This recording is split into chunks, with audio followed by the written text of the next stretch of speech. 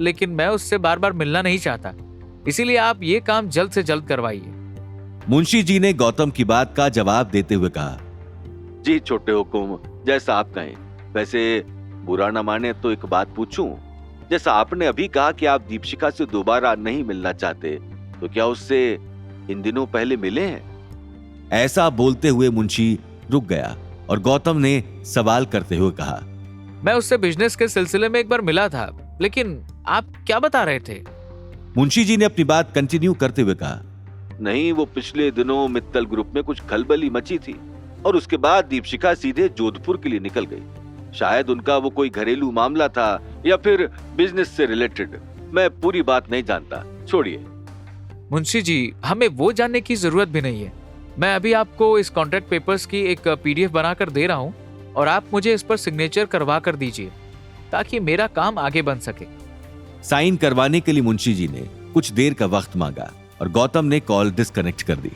लगभग 15 मिनट में मुंशी जी ने पीडीएफ साइन करवा के गौतम के पास भेज दिया। यस, मेरा काम हो गया। अब अवनी को मुझसे मिलने से कोई नहीं रोक सकता। यहां घर में अनिल ने गीता से कहा, तुम क्या करती फिर रही हो? अपनी ही बेटी का घर बर्बाद कर रही हो, तुम्हें शर्म नहीं आती? कैसी मां हो तुम? पहले तुम तलाक करवाने के पीछे पड़ी हुई थी और अब तुम्हारी संगत में रहकर तुम्हारी बेटी खुद तलाक चाहती है। बजाय कि तुम उसे रोको, तुम नए ही प्रपंच रच रही हो।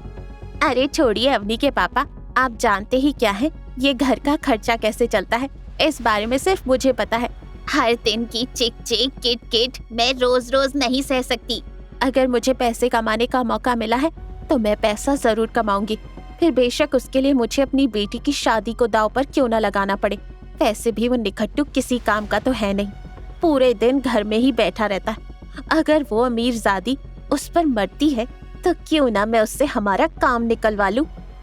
अनिल ने अपनी बात को पूरा करते हुए कहा, अच्छा, तो इसका मतलब जब गौतम वो पेपर साइन करवा लेगा तो तुम अवनी और गौतम का तलाक रुकवा दोगी ना, और दोबारा उनके बीच में दखलंदाजी नहीं करोगी?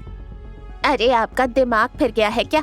आपने मुझे इतना दूध का धुला समझा हुआ है? मैंने भी दुनिया के कई रंग देखे हैं। इस आवारा आदमी के हाथों में अपनी लड़की थोड़े ही ना सौंप सकती हूँ। अरे ये तो बस एक नाटक है। एक बार बस ये साइन करवा कर ले आए, उसके बाद वो कौन और हम कौन, हमारा उससे कोई रिश्ता नहीं होगा।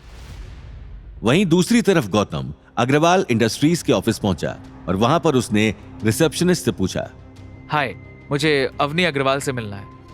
रिसेप्शनिस्ट ने जवाब देते हुए कहा, लेकिन सर वो तो कुछ ही देर पहले मिस्टर सौरभ अग्रवाल के साथ कुछ गेस्ट को रिसीव करने के लिए होटल लेमन ट्री में गई हैं। गौतम को यह सुनकर काफी अटपटा लगा और उसने सोचा, लेकिन गेस्ट को रिसीव करने के लिए तो एक और डिपार्टमेंट है। अवनी तो कभी भी गेस्ट को रिसीव करने के लिए नहीं जाती। और सौरभ अग्रवाल, वो क्यों उसे लेकर गए हैं? और अवनी उनके साथ चली कैसे गई? जरूर कुछ गड़बड़ है। गौतम ने अवनी को कॉल मिलाया, लेकिन अवनी ने फोन रिसीव नहीं किया। यहां अवनी होटल रूम के बेड पर बैठी हुई जमीन को देख रही थी। उसके चेहरे पर उदासी साफ झलक रही थी और वहीं बगल में टेबल पर सौरभ अग्रवाल अपने 2-3 क्लाइंट्स के साथ बैठा हुआ बातचीत कर रहा था। अवनी ने उसे टोकते हुए कहा, ताऊ जी, ये रीमा अभी तक क्यों नहीं आई है? देखिए, अगर वो अगले 10 मिनट में नहीं आई तो मैं चली जाऊंगी। रीमा असल में अग्रवाल इंडस्ट्रीज की पुरानी क्लाइंट थी और अवनी की एक बहुत अच्छी दोस्त थी। अवनी उसके लिए काफी ग्रेटफुल थी क्योंकि वो उन लोगों के लिए काफी सारे क्लाइंट्स लाई थी, जिस वजह से अवनी और उसके बीच में एक अच्छा बॉन्ड था। इस वक्त अवनी उदास थी, इसलिए वो किसी भी खुशी के मौके के बारे में नहीं सोच पा रही थी।